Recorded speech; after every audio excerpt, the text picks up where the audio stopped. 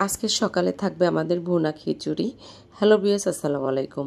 আশা করি সবাই ভালো আছেন। চলে আসলাম ঈদের দিন সকালে ভুনা খিচুড়ি রান্না করব। এই ভুনা খিচুড়িটা থাকবে ঈদ স্পেশাল। খিচুড়িটা রান্না করার জন্য সবকিছু আমি রেডি করে নিচ্ছি। একটা আলু আমি ব্রেড করে লবণ দিয়ে হলুদ দিয়ে আমি যথেষ্ট পরিমাণ সয়াবিন তেল দিয়েছি একটা কড়াইতে, তারপরে ভেজে নিচ্ছি। এই আলু ভাজাটা একবারে মচমচে হবে। এরপর একটা বাটিতে আমি টক দই নিয়ে মশলাটা রেডি করে নিচ্ছি। দিয়ে দিলাম গরম মশলার গুঁড়ো, জিরার গুঁড়ো, ভাজা জিরার গুঁড়ো আর কি, ধনিয়ার গুঁড়ো, বাদাম বাটা 2 চামচ, আদা রসুন বাটা। এবার আমি সব কিছু একটা চামচের সাহায্যে মিলিয়ে নিচ্ছি।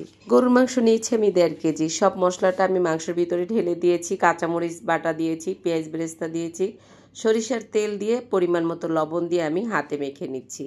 এবার আমি চুলায় দিয়ে দেব। ভালো করে আমি এটা ভুনা করে নেব মাংসটা একবারে সিদ্ধ হওয়া পর্যন্ত। অন্য একটা চুলায় আমি ফ্রাই প্যান দিয়ে ঘি দিয়ে আমি বাদাম ভেজে নিচ্ছি। এটা কাজু বাদাম ভেজে নিচ্ছি।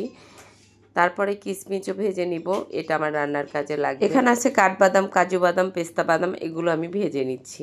কয়েক সেকেন্ডের মতো বাদামগুলো ভেজে নিয়েছি। আবারও ঘি দিয়ে দিলাম 2 টেবিল চামচের মতো। 2টা দিলাম দারচিনি, 2টা এলাচ দিয়েছি, 2টা পেঁয়াজ কেটে দিয়েছি, 2টা তেজপাতা দিচ্ছি। এবার দিয়ে দেব মশলা।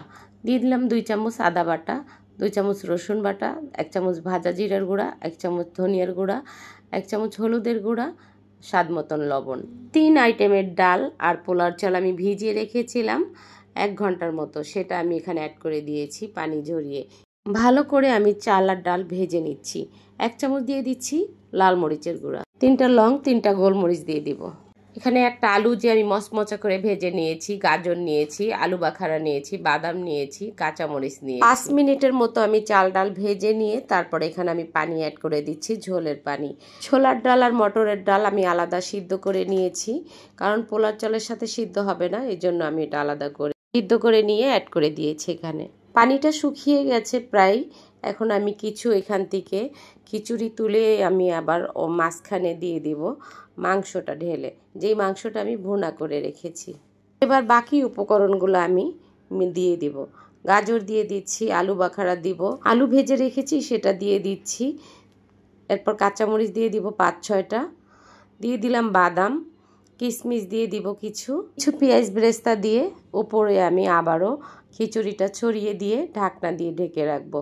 কিছু কাজু বাদাম দিয়ে দিচ্ছি।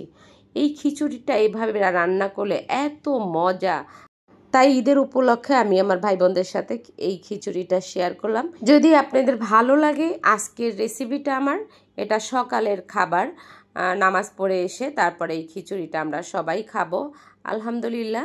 আগে সকালে খাবো, তারপরে দুপুরের চিন্তা করব দুপুরে কি রান্না করব। উপরে আবারও আমি কিছু পেঁয়াজ বেরেস্তা দিয়ে ঘি দিয়ে দিব 2-3 চামচের মতো, তারপর ঢাকনা দিয়ে দমে রেখে দেব। খিচুড়িটা বাসায় যদি না তৈরি করে খান তাহলে কিন্তু অবশ্যই মিস করবেন, এতটা মজার। খিচুড়ি খাওয়ার জন্য সাথে আরও আছে রুই মাছের কোপ্তা। এটা পেটের মাছ নিয়েছি, 4 পিস মাছ আমি সিদ্ধ করে নিয়েছি, একটা আলু সিদ্ধ করে নিয়েছি, পুদিনা পাতা ধনিয়া পাতা দিয়ে দিচ্ছি, মাছটা দিয়ে লবণ দিলাম। এখানে কিছু কাবাবের মশলা দিব, হলুদের গুঁড়া দিব, স্বাদ মতন লবণ দিব, ধনিয়ার গুঁড়া দিব, যে ভাজা জিরার গুঁড়া দিব, পেঁয়াজ বেরেস্তা দিব, একটু টক দই দিব, বাদাম দিব বাটা, কাঁচামরিচ দিব, শুকনা মরিচ গুঁড়া দিব 1 চামচ, অ্যাড করে দিব কর্নফ্লাওয়ার, চালের গুঁড়া, ময়দা 1 চামচ করে দিব আমি। দেখেন টক দই দিচ্ছি। তারপর আমি সবশেষে ঘি দিয়ে হাতে মেখে কোপ্তাগুলো বানিয়ে নেব। আমার আজকের রেসিপি যদি আপনাদের ভালো লাগে আমার ইউটিউব চ্যানেলটি সাবস্ক্রাইব করে প্লিজ প্লিজ প্লিজ ফেসবুক পেজটি ফলো করে একটা লাইক কমেন্ট অবশ্যই করবেন, আর আমার রেসিপিটা ফলো করে আমার পাশে থাকবেন আজকের রেসিপি দেখার জন্য অনুরোধ করব। 1 মাস রোজা থাকার পরে অনেক কিছুই মনে চায় খেতে, কিন্তু খেতে বসলে কিছুই যেন মুখে যায় না, ভালো লাগে না। যাই হোক, তারপরও চেষ্টা করছি, ঈদের ব্যাপার, সব কিছু তো করতেই হবে। ঈদ স্পেশাল সব কিছু করে নিচ্ছি আর কি, আপনাদের সাথে শেয়ার করছি আমার প্রিয় ভাই বোনদের সাথে। এটা হলো আমাদের সকালের খাবার। দুপুরের খাবার নিয়ে ফিরে আসবো আপনাদের মাঝে, ততক্ষণ ভালো থাকবেন। আল্লাহ হাফেজ।